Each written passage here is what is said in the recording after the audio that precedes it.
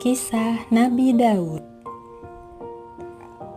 Nabi Daud alaihi salam adalah salah seorang nabi dari Bani Israel, yaitu dari Sibit Yahuda. Ia merupakan keturunan ke-13 dari Nabi Ibrahim alaihi salam. Nabi Daud alaihi salam hidup pada masa Raja Talut yang beriman dan Raja Jalut yang kafir. Ketika itu terjadi peperangan antara tentara Talut dan tentara Jalut. Tentara Talut dapat mengalahkan Jalut serta bala tentaranya dengan izin Allah Ta'ala. Nabi Daud alaihi salam adalah salah seorang bala tentara Talut yang dapat membunuh Raja Jalut. Kisah Nabi Daud ini tertuang dalam surah Al-Baqarah ayat 251 yang artinya, mereka, tentara Talut, mengalahkan tentara Jalut dengan izin Allah, dan dalam peperangan itu Daud membunuh Jalut. Kemudian Allah memberikan kepadanya pemerintahan dan hikmah sesudahnya meninggal Talut, dan mengajarkan kepadanya apa yang dikehendakinya. Seandainya Allah tidak menolak keganasan kebahagiaan umat manusia dengan sebagian yang lain, pasti rusaklah bumi ini. Tetapi Allah mempunyai karunia yang dicurahkan atas semesta alam. Suatu ketika sesudah Talut wafat, Nabi Daud alaihissalam diangkat menjadi raja, dan Allah Ta'ala memberikan kerajaan dan ilmu pengetahuan kepada Nabi Daud alaihissalam. Bersamaan dengan itu, Allah Subhanahu wa Ta'ala juga mengutusnya untuk menjadi seorang rasul dengan kitab suci Zabur untuk disampaikan kepada Bani Israel. Dalam menyiarkan kebenaran dan agama Allah Subhanahu wa Ta'ala, Nabi Daud diberikan sejumlah mukjizat.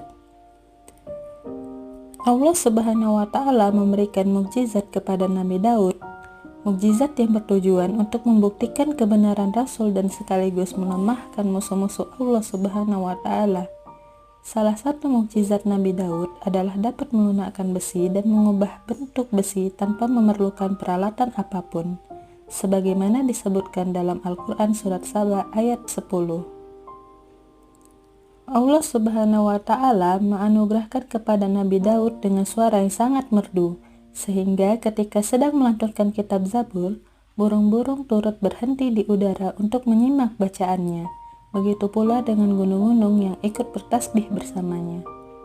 Nabi Daud diberikan gelar hamba kami, karena tidak pernah melewatkan satu waktu pun kecuali beribadah, sholat, puasa, berzikir kepada Allah Subhanahu wa Ta'ala. Gelar hamba kami adalah kedudukan penghambaan yang sangat tinggi yang diberikan oleh Allah Subhanahu wa Ta'ala kepadanya. Rasulullah bahkan mengagungkan keseluruhan sifat-sifat yang dimiliki oleh Nabi Daud, sebagaimana diperoleh dalam hadis sahih yang diriwayatkan oleh Imam Al-Bukhari yang berasal dari Abdullah bin Amir bin Al-As. Rasulullah Shallallahu Alaihi Wasallam bersabda, "Puasa yang paling disukai Allah adalah puasa Nabi Daud. Dia puasa 1 hari dan berbuka 1 hari. Dan sholat yang paling disukai Allah adalah sholat Nabi Daud. Dia tidur pada tengah malam, lalu dia bangun pada 1/3 malam, dan dia tidur pada 1/6-nya." Hingga akhir hayatnya, Nabi Daud meninggal dunia di usia 100 tahun dan dimakamkan di Baitul Maqdis. Kemudian, kerajaannya dilanjutkan oleh anaknya yang juga merupakan Nabi Allah yang juga patut diimani, yaitu Nabi Sulaiman. Dari kisah Nabi Daud, kita bisa mengambil pelajaran bahwa dia merupakan sosok pemberani dan merupakan pemimpin yang bijaksana. Selain itu, Nabi Daud merupakan seorang yang istiqomah terhadap ibadahnya kepada Allah Subhanahu wa Ta'ala, sehingga patut dijadikan tauladan bagi seluruh umat muslim dan diamalkan hingga saat ini. Oke, terima kasih sudah menonton. Wassalamualaikum warahmatullahi wabarakatuh. Jangan lupa subscribe, like, dan komen. Terima kasih.